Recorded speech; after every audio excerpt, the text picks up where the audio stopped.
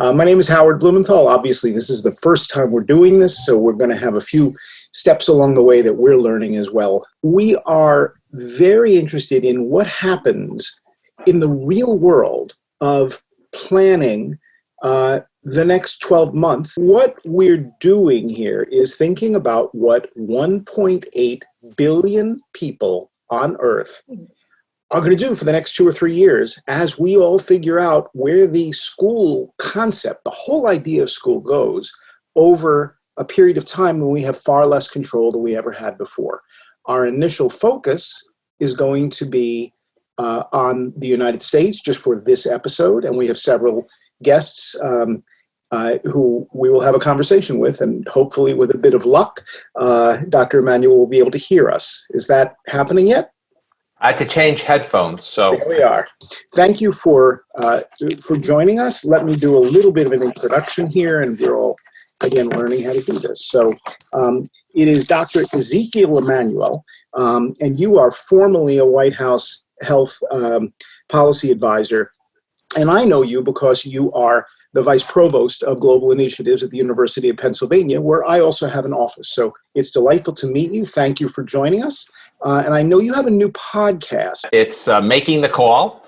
It's a podcast about ethical issues around COVID-19, looking at how you would ration ventilators, issues about stress and resilience, issues about delivering health in prisons and how to combat COVID in prisons and the ethics of prison release. So looking at a variety of ethical issues, the whole issue of quarantining and isolation and how much the state can actually do when it comes to quarantining and isolation. So we have some very big tasks ahead of us, and maybe the biggest is helping Lyric Lee get through a few years of her education without having the benefits of school and other things that we all took for granted a minute ago, right? So, Lyric, can you give us a sense of where you are, what grade you're in, and also how we know one another, because we have a bit of history as well. Okay. I'm from West Virginia. I'm grade 8th going to 9th grade, so high school, my first freshman year. And we know each other by Sal Trost when we did another video like this. So I have a project called Kids on Earth, and you'll see links on it on our webpage. And basically, I go to different places and talk to kids about children to teenagers about what their lives are like. And that was all pre this catastrophe.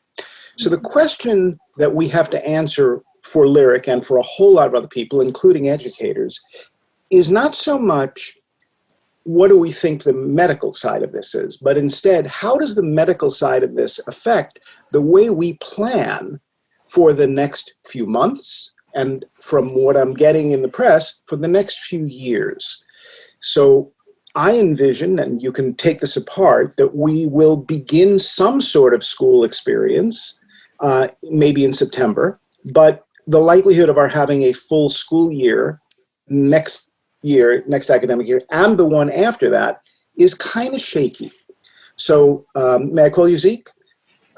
So Zeke, let's start there. What do the next several months look like? And I know you are an executive, a senior person at the University of Pennsylvania. So you're involved in planning meetings at a higher education level. But if you could speak as well to how you think the K-12 thing will be happening, start here, and then you might want to talk about the whole world. Look, I think no one is 100% sure. I think you can say that this year, the rest of this academic year is wiped out. I don't think we're going back to in-person school. That's pretty clear. And so I think we're not likely to have, you're going to graduate 8th grade. No in-person ceremony for you, I think. Actually, if your school is responsible, no in-person ceremony. They may not be responsible. I can't tell. But there's a big question about what we're going to do in the fall, and I think it's filled with uncertainty. So, are we going to have in-person grade school? There are reasons to have in-person grade school. Young kids don't learn well on Zoom. So, lots of countries are going first to fourth grade. We're going to do in-person, start with them. They're also not very susceptible from an infection standpoint and a get sick standpoint. On the other hand, if they get infected, could bring it home. So you got to worry about the home environment. But we don't know. And I would say that, if there's another big wave because of opening up in Georgia and other places, say a big wave in July, August, that's going to skew the way people who have to make decisions about opening in September or late August. So I'm running a school. I'm running a classroom. I'm responsible for the curriculum. I'm responsible for the success of students. I'm an individual student. I'm a parent. We don't know is not an acceptable answer by any measure, right? Because Lyric has to continue with her education. So how do we plan? And do we feel as though we're going to have just the beginning of a school year and everybody's going to go back home? And if so, are we going to have the same issues with unequal distribution of technology? And we have Randi Weingarten, who's the head of the Teachers Union in the United States, coming up next. So she can address many of those kinds of questions. From your perspective, and you have a pretty serious medical and health policy background, how does that individual student at home or that teacher or that head of a school district say, well, here's our plan A, our plan B, and our plan C, and here's how we think about it, please? So I think one thing that is, if I had to be perfectly blunt about it, I'd say that the chance that you're going to have a whole semester in the fall, in person, in school, going from September to December is very low. I would actually probably, if I don't drink, but if I drank, I might say after one or two drinks, 0. I just don't think that's likely. So then you're in part because I think there's going to be a flare in October and November. And so I think then we're into the planning scenarios where you've given sort of the two, which are, I think, probable. One is we're all online, and another of which is we're at least some part in person and then some part planned to go online, where the in-person allows social bonding, teacher to understand the student, and lots of that stuff. So I think we should be clear, that doesn't reduce your risk to 0, but it does reduce your risk, and everyone is going to be taking a risk. Probably the students, 8th grader, 9th grader next year, your chance of getting infected are low, and your chance of having symptoms are low. They're not 0, but they're very low. You have lots of other things you can get in trouble from, not the least of which is, just riding your bike around or walking around and all sorts of things. So that's, I think, the two most likely scenarios. Some places may try to do a whole semester in person. I think that's very complicated and hard to see how it's happening. The people who are really at risk, and it's good that you're having Randi Weingarten on, is the teachers. You've got some teachers who are perfectly healthy, young, this should be fine. You've got some teachers who are older, some teachers who have comorbidities, they have hypertension or they have asthma or they are diabetic, where this disease presents a much higher risk for them. And how we manage that is also complicated. And I can tell you all these complications at the elementary, secondary school level are just as true at the university level. There's so much to unpack, right? So is it likely that we will be out for, say, October, November, December, and then we stay out till the following April or the following, how long does that blast run? And is that true in the United States and perhaps Europe? Is it different in Brazil? The answer is it's probably not different, at least at the first blush in Brazil. And I think, to be blunt, it's a new situation, and I think everyone's sort of trying to figure it out. So Denmark went back earlier, but going back, it means, even if you look at Denmark, changes. The kids are coming in staggered way so that there's no clumping at the front door. Kids are washing their hands immediately, washing their hands every hour. They're spacing out more in the classroom. All of the, they have classroom tents set up outside the regular school so that they can spread out more. If you're going to have gym or outside activity, you do it in a pod. You create a 4 or 5 person. This is the group you play with, so that you don't introduce much more number of interactions. So I think all of that's going to have to be, and we're going to have to begin thinking it through. And I do think this raises an issue that you pointed out, which is there's some disparities in our society that are serious disparities. The ability to plan for this, the ability to have resources to put a tent up, all of those things are unequally distributed in our society. And I think that it's going to, impact students' ability to learn.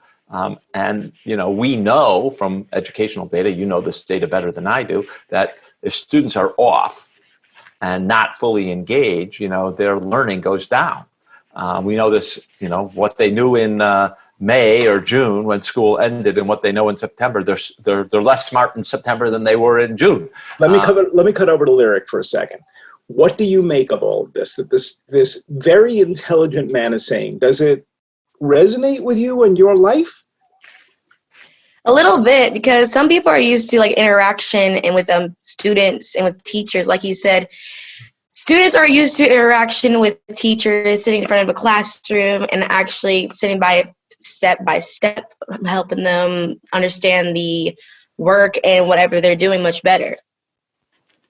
How do you feel about not going to school or going back, go to school for September, October, and then you're not in school for a few months, then you are again? Do you have the technology to be able to do this? And do most of your friends have the technology?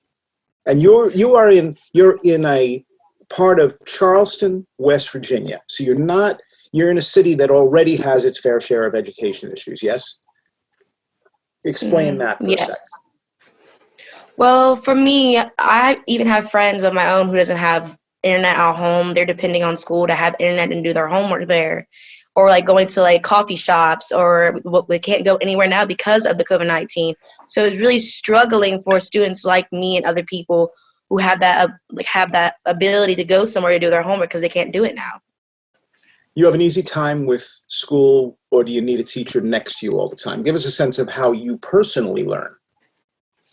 How I personally learn is that, I use my teacher, Miss Moretti. I'll use her as an example. She helps me with interaction. Like I said, she helps me with better work. If I need something to work, she's right beside me. She'll help me through these steps one by one and let me explain it very slowly if I need it, like a normal pace. But now because of this COVID-19 thing and this virus going around, you can't have that same interaction with your students and with teachers. Well, thank you. Randi, if you can hear us, and I think you may have to unmute yourself as well. There we are. So we have been joined by the president of the American Federation of Teachers. And Randi, please say hello to Zeke and also to Lyric Lee Taylor, who is joining us from South Charleston, West Virginia. She's an 8th grader, if I have that right. And we're just beginning to talk about, so how does this work? How are we going to do this? Seems to me that we have a tremendous amount of planning to do. So you have been thinking quite a bit about how K-12 learning works in this new environment. I heard you on the radio several days ago on Here and Now, I think, talking about your 5 pillars. But before and there we are, you actually have a plan. Well, I've been listening to Zeke Emanuel all the time, as well as my sister, who is an intensive care pediatrician at Monty in New York. And, but let me just say, the CDC, you saw when the CDC said that they weren't going to put out their guidance. We had 2 or 3 conversations with the CDC. You can see that the federal government is not doing what it should. And so we decided over 3 weeks ago, to talk to, the epidemiologists at Hopkins, to talk to Bloomberg's folks, to talk to the Gates Foundation, to talk to a lot of other folks that we thought knew something about the public health data, and then also the educators. And we kind of dove in to come up with this document that took us 3 weeks to really think through and write. I'm sure there's things that are wrong about it, but no one is doing the kind of, no one who should be is doing the kind of planning and guidance. So we felt like we needed to step up and try to do it. Thank you for doing that. Zeke, let me cut back to you. Is this your experience as you're looking at the full landscape? You probably have a lot of international connections as well.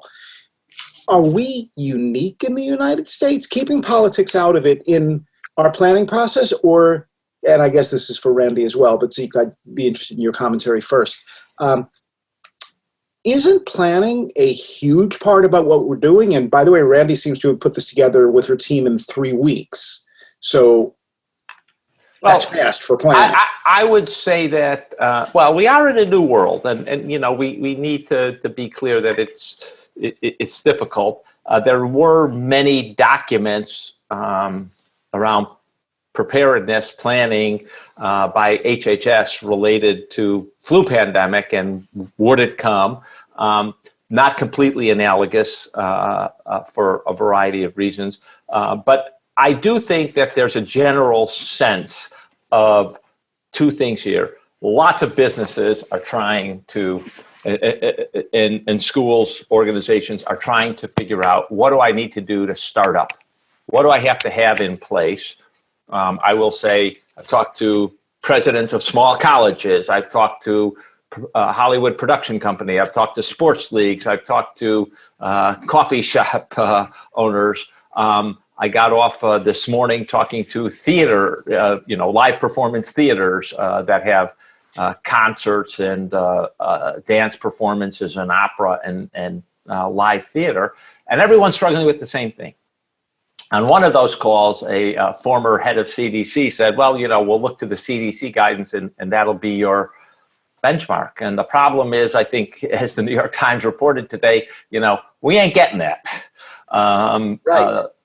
Which is a big problem because, as I think your question suggests, Howard, in the past, that would have been what we would have gotten. We would have gotten a detailed plan of here's what you need to look at, here's what you need to do, here's how you implement, and here's phase 1, phase 2, phase 3, and we're not going to get that. And so a lot of businesses are thrown back, and schools are the same, thrown back on their own resources and figuring out, what do we need to do? What's safe to do? How much testing do we do? Can we rely on serology tests? If we have serology tests, what does that mean? What's it look like in terms of spacing? So I think this is, I know someone else who's making a sort of compiling all the recommendations for restaurants and trying to come out with a consensus. Okay, but let's talk about, just very briefly about, and I guess this is a Randi question. Randi, is this something that you're doing in the United States and that's unique, or do you have somebody else who's coming up with a very similar plan in Austria or in India or other places? Give us a bit of a global view, and then let's talk specifically about what your plan is, and then we're going to take a quick break, and when we come back, I'm going to ask you to lay out the pillars. Okay. So, and I am, just like we all are, I am actually on 2 Zooms at the same time because we're having our executive council meeting, but I knew this was really important, so I wanted to get here. And so if you see my eyes shooting to another Zoom, you'll know why. My apologies.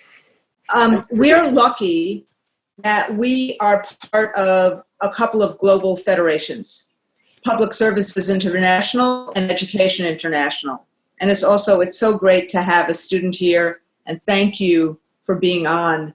So we've done a lot of work and done some consultation with our colleagues in Norway, Germany, Denmark, particularly and frankly even in Israel, particularly because of the way in which they've done the reopening. We also did a bunch of we had a webinar for educators around the world with our colleagues in Italy and South Korea about 4 weeks ago to really talk to them.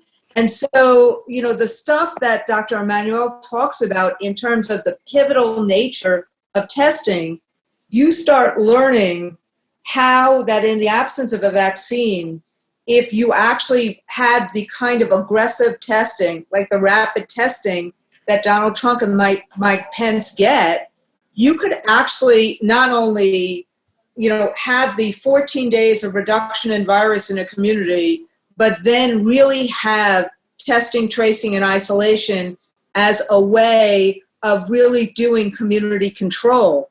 The problem in the United States is we neither have the testing nor do we have the trust. All right. On that note, I should mention just for everybody who's joining us for the first time, and this is the first in a series that we're going to be doing every week on Thursdays, and we'll just give you a sense, just so I can get a little breather here, of what those next episodes are going to look like. So thank everybody for joining us. We will be back in about 40 minutes.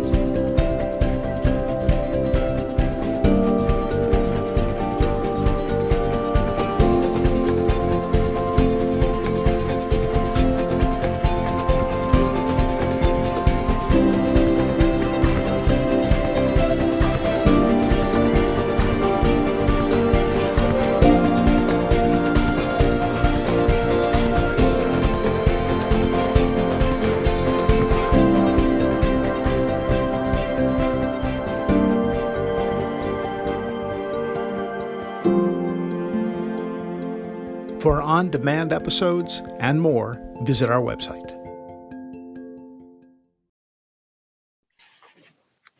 Randi, give us a sense of what the pillars are about and your organized plan, and thank you for having a plan. And Lyric, say thank you for having a plan, because it's good that somebody has a plan.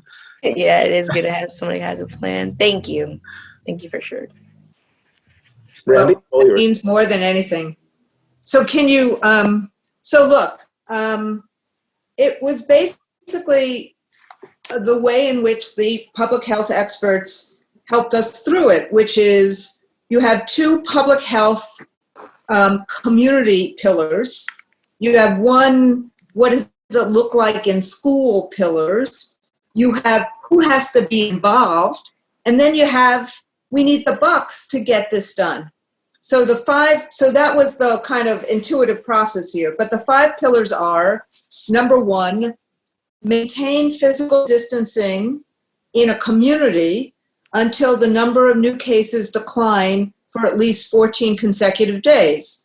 That's the stay-at-home orders and the other kind of orders that have actually flattened the curve. And hopefully have a community or a state on the other side of that curve. So on that, wait, before you go, when does that happen in your best of circumstances? Right? Because that's the question that Lyric is like, well, so when am I going back to school? This is all great. I need to go back to school. The first thing. So let me get through all 5 of them and then I'll answer the question. Okay. Number 2 is that you have to have the public, the infrastructure and the resources to test, trace, and isolate in a community so that you can maintain as minimal amount of virus as possible.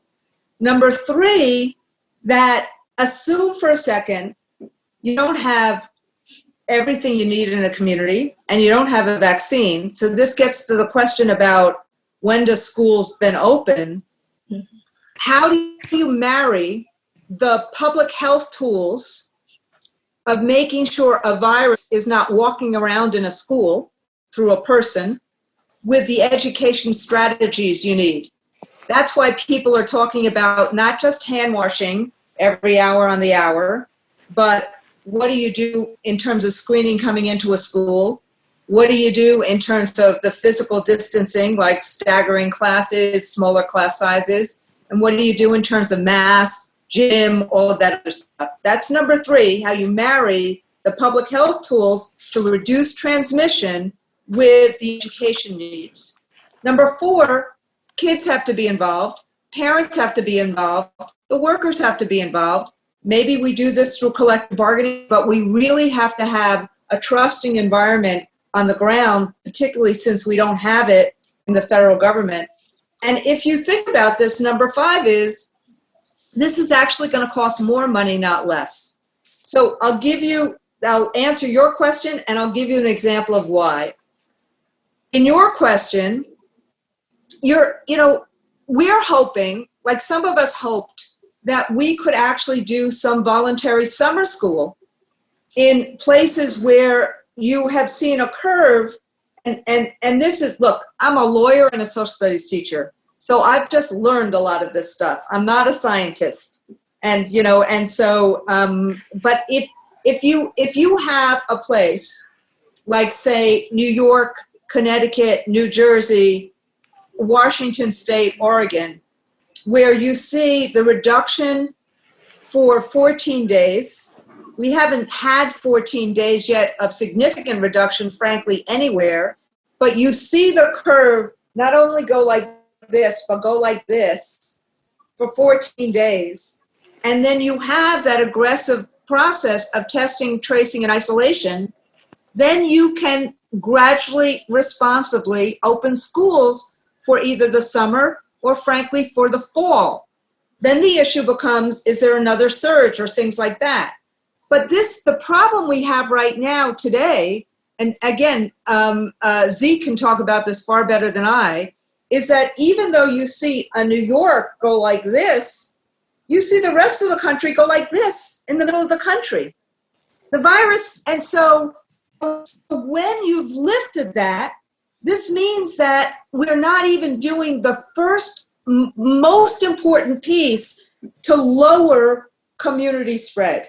So that's why, if you asked me that question last week or 2 weeks ago, when everybody was actually talking about only reopening if you've had those 14 days of decrease, I would have said, no, I really believe we're going to have school in the fall. The problem now is, what if there's a second surge in August? What if there's a second in September? So can I ask Zeke for a comment on this? No, I already said, I think we're very likely to have first of all, if we don't have a surge over the summer, we're likely to have a surge in the fall. It's guaranteed, okay? Guaranteed to have a surge. And the only question is when. It's not if. And I think that's especially because we seem to be in this false sense of, well, if the numbers are either plateauing or going down, especially in the most hard-hit area like New York, we can ease up. You see this in Georgia and South Carolina and stuff. And that's exactly what is going to lead you to a surge. And then we have this other problem, which is it goes like this and then surges. And by the time we see the surge and then react to the surge, it's already all out there, and we're on the escalator for another 3 weeks. There's nothing we can do about it, because seeing the surge, the first few cases you see, that already tells you there's a lot out there. And so the data we're looking at, whether it's hospitalization, new confirmed cases, et cetera, all of those data are 2 to 3 weeks out of date. What's happening today is very different from the numbers you're looking, but you don't get to see it until you see the numbers. And so I think we're going to get into this problem that we just said, is we're going to have a surge. That's why I think we need to plan. That's why I said I just don't see a whole semester in the fall in school. I just don't think. But the good news, off the table. The good news is there'll only be one surge, right? And that's all. We're guaranteed there'll only be one surge. Right. In 1918, 1919, 1920, there were 4 surges. And your audience ought to know or understand. The first surge was not the worst surge in 1918. It was the second surge that was the worst, and the fourth was worse than the third. So no guarantees here. And part of the problem I worry about is you got to have leadership to marshal people through. Right. Well, let me ask the other medical question. There's only one virus, right? I don't know the virus making things complicated. No, I don't. I at the moment, I don't think that's true. I don't think we're seeing a second virus that's somehow worse or problematic. That just doesn't, at the moment, it might become a problem. It might be like flu where that's a problem. But at the moment, it doesn't look like it's a problem. And coronavirus traditionally has less variability than flu. I think the bigger problem is we just don't understand exactly how it's passed. We don't understand why there's this steep age gradient. such that older people are much more badly affected. We don't understand how long shedding happens. There are many complications. I don't think the one you've raised is the one I would focus on at this moment. Good, that's fine. And Randy, back, another question related. How do you think about the technology in all of this? Because so many of the solutions that we're coming up with seem to be related to technology, but when I talked to Lyric earlier today, describe the technology situation that you're facing in your area. And you're in a city. You're in a city that is not famous for the best situation for students, right? You have a tough time. Mm-hmm. So explain what the technology looks like, and then Randy, give us the overview of what this looks like and how we think about this. But Lyric, jump in, please. Well, because I live in the mountains, we live in Appalachian Mountains with West Virginia, we have mountains everywhere. The internet in some places goes in and out. We don't have internet for a couple of days. And sometimes it'll go off for an hour for a certain time and then it'll come right back on. And it's very confusing because with people with homework and people with iPads and computers, because like the COVID-19, we have to do everything online. It's very hard and difficult. Yeah. All right. Thank you. Randy? So, how do we pull all these pieces together? Yeah, well, that's on a schedule, right? So that's why. So look, let's assume for a second we can plan for August and September. Good. Because you have to plan, and you have to plan for a search, but you really have to plan to do as much as you can, that regardless of what's happening on the outside, that as little virus, if any, gets spread inside schools. That's why the physical distancing measures become really important. So if we don't plan now and create the trust with students, teachers, and parents, then we're going to end up having exactly what we had this year, which is schools then close, things turn on a dime with remote, which frankly, on a good day, is basically much worse than what you do in terms of bricks and mortar schools. Yeah. And so it's not simply the mountains in West Virginia, it's the lack of connectivity that lots of parents have or don't have in a city or in a suburban area. And many people are doing things like being in parking lots by a school to try to get connectivity there.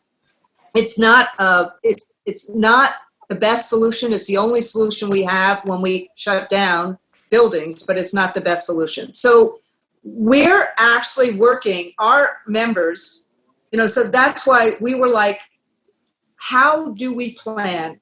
How do we actually do a bunch of assumptions, including going back to school in September or August? So what we're thinking about is you have a staggered schedule, half the kids in the morning, half the kids in the afternoon who can go to school.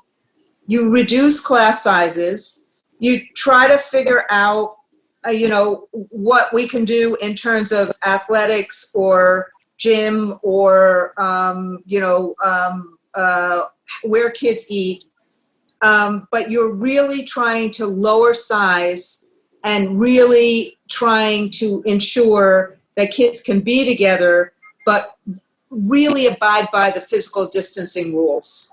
And so the staggering that I'm hearing a lot is maybe goes to school Monday, Tuesday. Zeke goes to school Wednesday, Thursday.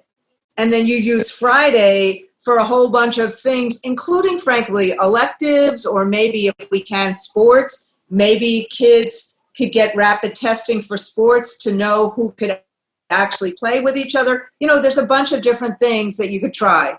The better way, if we could do it, is morning and afternoon, because that would also help parents a lot.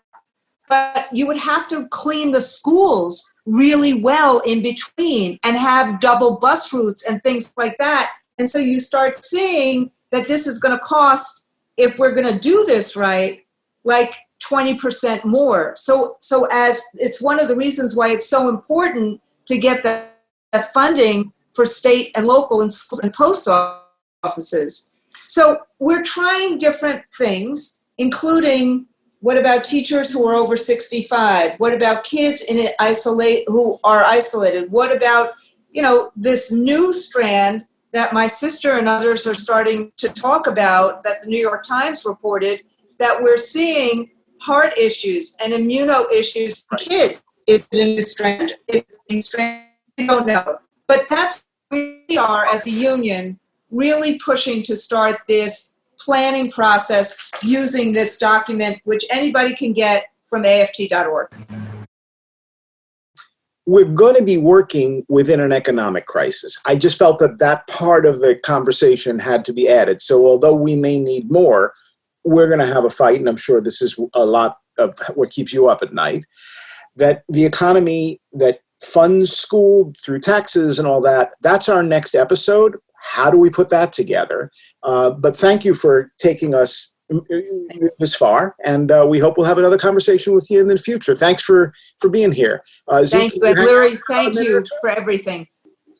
When I think about the bigger future, the longer future, at some point, are we doing gene editing so viruses aren't a problem? Is this a 10-year problem, and then eventually the human race doesn't have to deal with it anymore? What does this look like from Howard? I have to say, you sound like the people who were in medicine in the 1960s. Oh, we got antibiotics, infectious diseases, right, done. We don't have to worry about them. Yeah, really? Yeah. Interesting.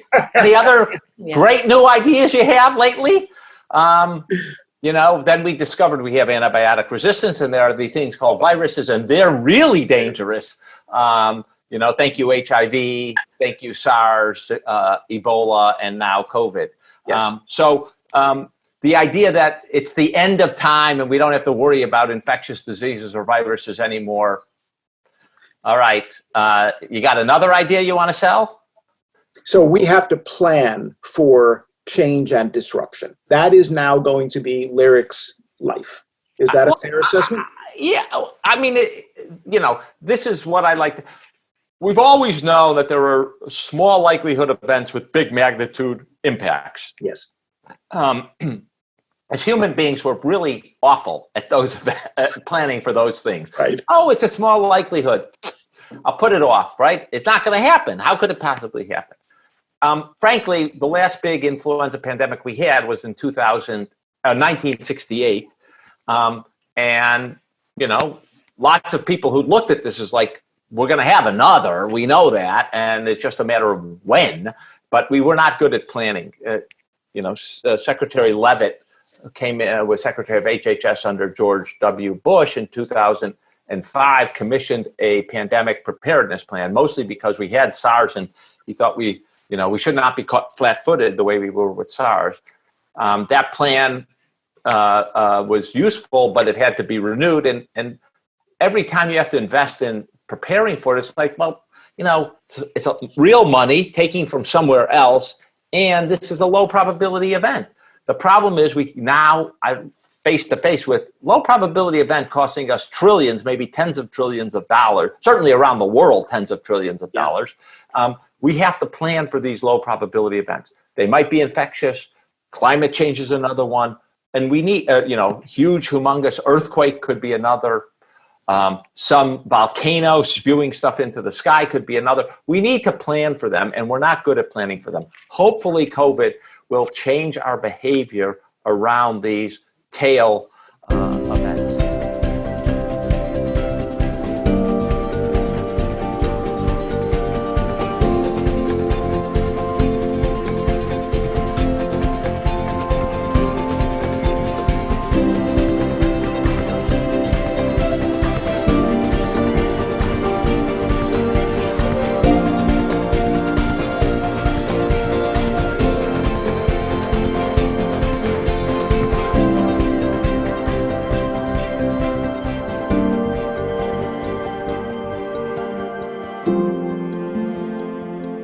For on-demand episodes and more, visit our website. Lyric, Yes. we are putting a whole lot of information into your head today. Yes. So tell us whether you think this is all helpful, not helpful, other students should be aware of this, we're aiming too high. Give us a sense, because you have a lot of educators who are listening to you. Well, I think students should be aware of this so they can understand a little bit more what's happening. Because when I first heard of COVID-19, I was like, oh, it's a virus. It will go away like other virus is. But when we got a week off of school, I was like, well, that's okay. But when we got a whole month off school, I was like, okay, this is serious. I don't know what's going on. People need to know what's where. That's why I think that's what needs to happen. What's your plan? Let's say that September and October go through, and then Halloween, everybody says, well, we'll see you around Easter. I really don't have a plan, because I never thought that I would be in this time and in this day where we have a virus that's COVID-19 is going to ruin. If I can't go to high school, it's going to be my first freshman year in high school, and that's a big deal towards me. And that's like saying goodbye to every single thing you have in perspective of high school. If you lose a semester or a whole semester when you're 15, 16, going to senior or right to college, you won't have that high school experience that other kids had. How much does that matter when you're 40? How much does that matter when you're in? I mean, it's really important to you now, and I understand that. But if you had a year that was sort of this weird gap year, where it's like, oh, that was the year that school didn't really work out, do you think that'd have a long-term impact on you? And then let's take that to 2 years or 3 years. I think that would, because, actually, yeah, I think it would. That's actually kind of confusing me a little bit. I think it would, because when people think that it would be a good time to go to high school, college, and have that experience, like I said, experience with everything and everything on the world and everything, all that, you need high school and you need the education and all this other stuff to have the better, to work with your head better and be young adults, and then go to college, then move on to your own house, owning a pet and all of that. You need those experiences in life to get to a certain place where you are. Well, I think we have Sonya who's going to address all of this, or I should more appropriately, as she's joining us, introduce Dr. Sonya Brookins Santoli, if I have the pronunciation correct. And let me let all of you know that she is the CEO of Baltimore's public schools. And she's on the front lines dealing with so many of these issues. So as soon as she unmutes, there we are. So may I call you Sonya? Absolutely. Very good. I'm Howard. This is Lyric. Lyric is in Charleston, West Virginia. And we just had a very robust conversation with Randi Weingarten, who was laying out her plan with her pillars and the 5 pillars and a very distinct plan that lays out what needs to be done step by step. And we also had Emanuel, who laid out the idea that we're probably going to be seeing a second wave and maybe a third and maybe a fourth wave. And you're probably more than familiar with all of that. So how's it going? Thank you for asking. And I will say it was great getting to hear Lyric share from her perspective, how things rolled out, and to hear some of the things that are similar for a district leader and different, but definitely related. I think things are going well, all things considered, but clearly trying for all of the reasons I'm sure your previous guests and Lyric laid out. We just heard yesterday what many of us clearly anticipated, and that is that Maryland will in fact be closed to school through the end of the year. No surprise, right? So that was no surprise. But what's interesting is, we had been planning like that was going to be the case, for the last few weeks. But I would say our families and students are still going through a period of mourning right now. Because even though you intellectually know something, to actually get the word that it's final We've had a variety of reactions to that. So I was on a town hall earlier with, taking questions from families and students, and it was clear that even though, I had been saying it was highly probable that the finality of the decision, really did make it hard. Really did make it hard. Let's frame this a little bit. Right now, we are at the beginning of May. There would have been, say, another month or so of school, and then there would have been a summer vacation. We come back in September. We are expecting another wave. Let's call that before Thanksgiving, something like that. Election day, maybe. It'd be an interesting time to call the game for a minute. And now you're heading back in with less than 6 months of planning at a time when people really just want to be outside and chill. The idea of having to come up with a very serious plan, that's a tough thing to do. It's a tough thing to manage. But we may be out for several months and then back in and back out. We're all leaning a lot on technology, and I keep reading articles in the New York Times and elsewhere saying, there might be like a cyber attack in here somewhere or something that makes this not a viable solution. Earlier today, we were talking about families in challenged neighborhoods. Actually, in West Virginia, you give the kids a Chromebook and an adult sells it.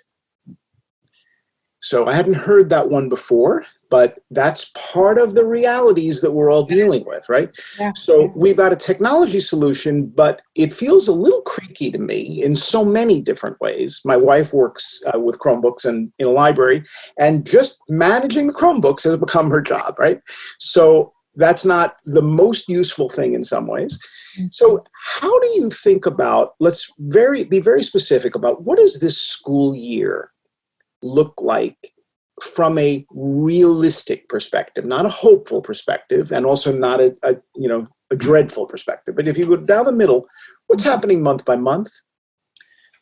So if I had that completely laid out, I would be able to take a small vacation. So let me just start with that we don't have it completely laid out. But I think some of what we have been scenario planning around is, one, knowing that we're not going to be able to bring back, it's highly likely, clearly, probable, that we're not going to be able to bring back all students at once, looking to some of our international colleagues who have already begun down this path, which, by the way, not going first really helps because it is enabling us to, yes, Germany is not the United States and it's certainly not Baltimore City, but it does help to think about how we frame questions of which students, for example, do we bring back first? Which students remain remote?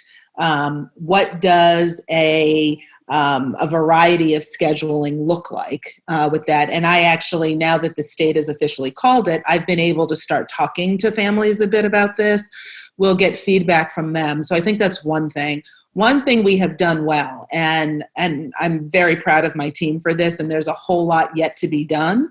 And like you said, not to be overly rosy, but also not to be overly depressing.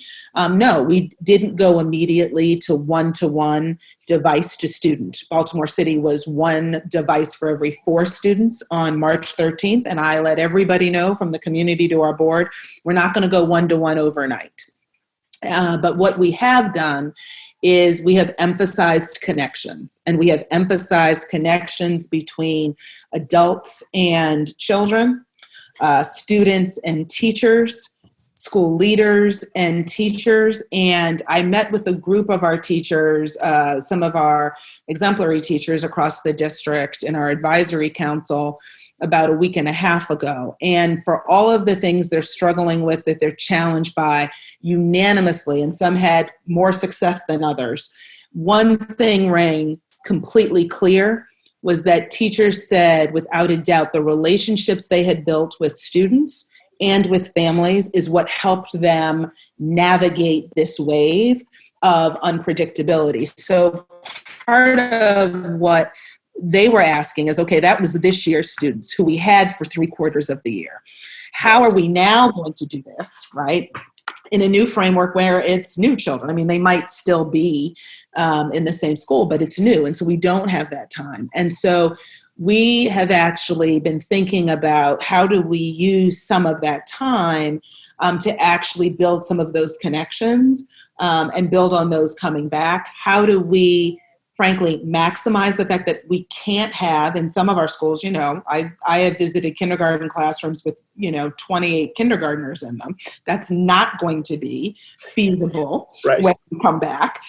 So how do we take some of what we know about how our youngest learners learn and actually create more family-like groups that might see each other more infrequently, because we just can't have everybody back at the same time, but actually maximize that smaller time together, that need for connections, and really ramp up teachers who, I mean, in Baltimore City went from having like a handful of Google Classrooms on March 13th to 2 weeks later having 10,000 Google Classrooms. Wow. Right?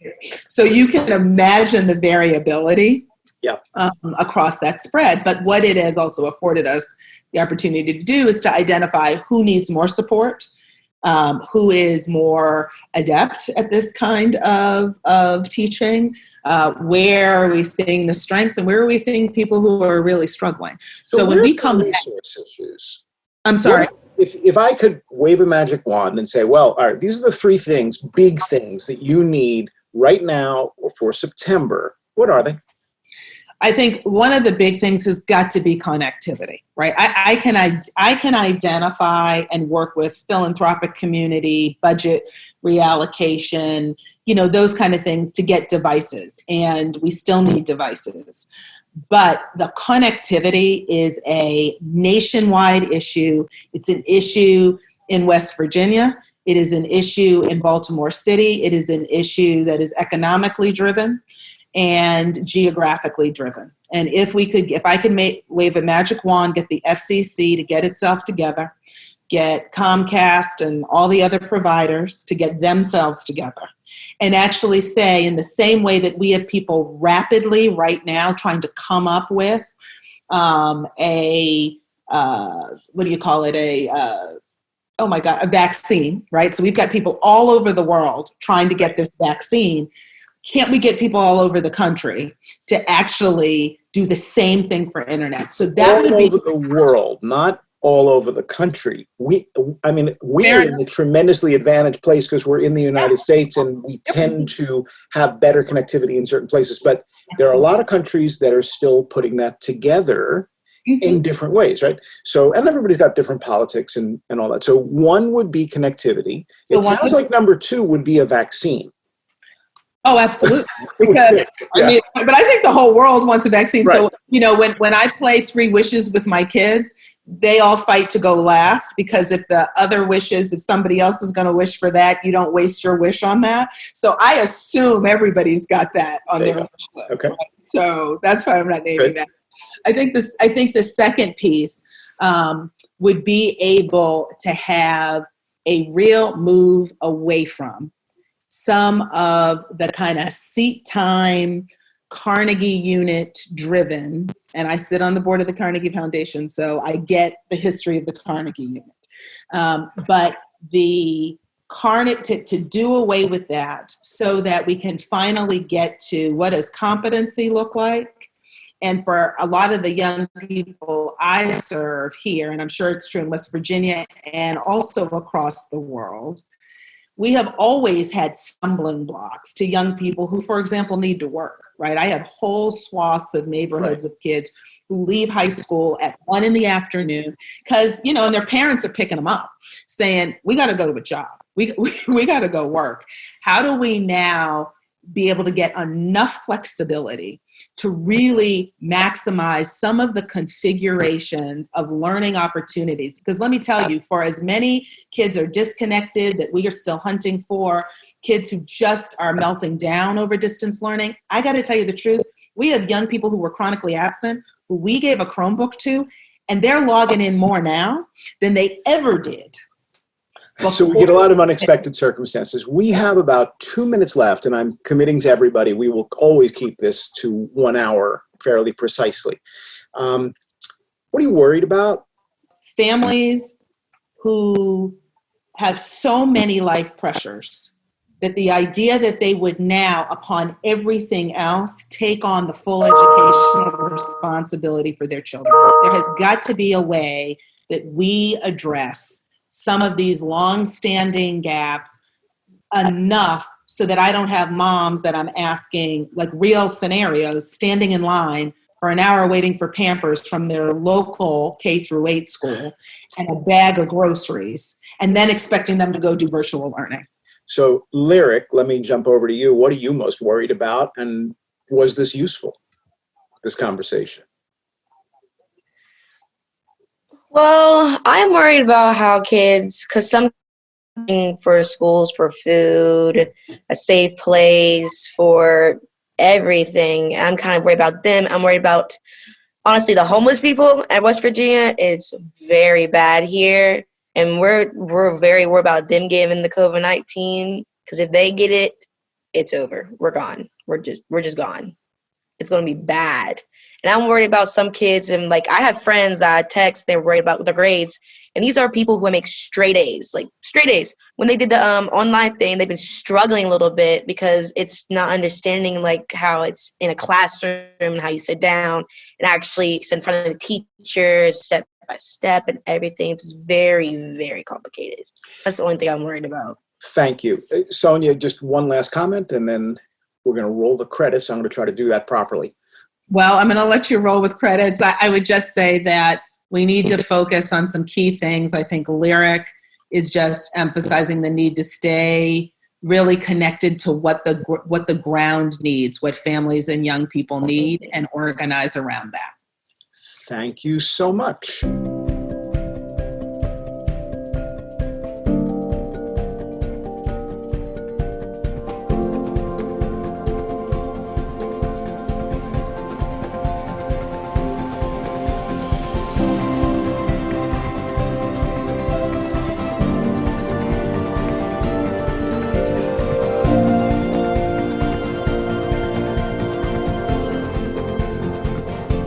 For on-demand episodes and more, visit our website. Kids on Earth contains hundreds of video interviews with students from around the world. Learning Revolution is a global collaboration network for people who care about learning. Be sure to join us next Thursday for a new episode of Reinventing School. Thanks for watching.